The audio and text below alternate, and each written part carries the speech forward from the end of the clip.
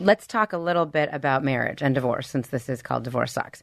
So what year did you met Lamar at 2009 Meta World Pieces Party? Yes. How do you remember? You're because so I remember good. when you guys met. We represented Meta too. So okay, what was his real name? That was Ron Artest. Yes, that's actually how I knew him. Yes. I didn't call him Meta, but anyway, I didn't He's call the him nicest, anything. by the way. So you met at his party, and 1 month later, whirlwind romance. You and Lamar Odom tie the knot. 30 days, literally 30 days. Yes. I met him August 27th and I got married September 27th. Okay, and it was rocky, but there was a lot of love in that relationship. There was, yeah. So, and then you guys split up, and he had the stroke during the pending divorce, yes? Yes. Okay. He OD'd during the divorce, and then I was his next of kin, even though it was still, the divorce was still, it was on the judge's desk. Yes, because it was I remember. like 2 years or like a year or two of like us trying to get the divorce going and whatever. And then this happened. And then we paused the divorce, not for any romantic reasons, but I wanted to be able to help take care of him and make sure that he would be okay again. I think he said actually recently in an interview with maybe, I don't know if it was Daily Mail or something, that he knew when he woke up in the hospital and he saw his ex there, that he knew it must have been bad. I remember he woke up and the first thing he said was, "Hey, babe." And I was like, or baby or something. And I was like, oh, God, what year does he think this is?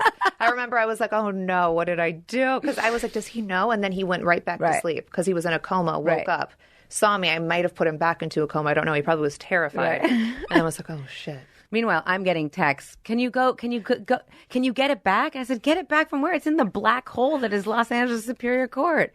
And I remember running down there and saying to one of the clerks, like, listen, I represent Khloe Kardashian. I know you might have heard about Lamar Odom. The woman was like, it was like when you go to the DMV. She like just shook her head, nope. And I said, okay, so anyway, she's the next of kin, and we really want to see if we can get this back. And she just shook her head, and I was like, you can't do it for the Kardashians. And she goes, first I said, you can't do it for me because I knew some of these clerks. They can't just do it for me. I'm down here all the time.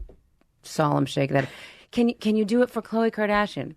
Solemn shake the head. And it was literally like out of a romantic comedy. I said, can you do it for love? And she like, her eyes kind of raised. I mean, nobody in divorce court.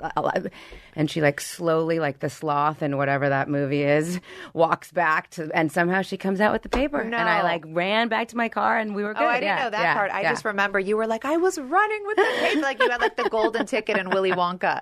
You were like, I got it. We got it. I mean, that's unheard of. You give it and you never want to see it again. Right. You just want it stamped and done. Right. But we got it back. Anyway, you're still in touch with Lamar, kind of? Yeah, every now and then there's no like bad issues. blood, There's no bad blood. There's no anything. It just didn't work out. And I think he's an incredible person and I just want the best for him, but there's no negative anything.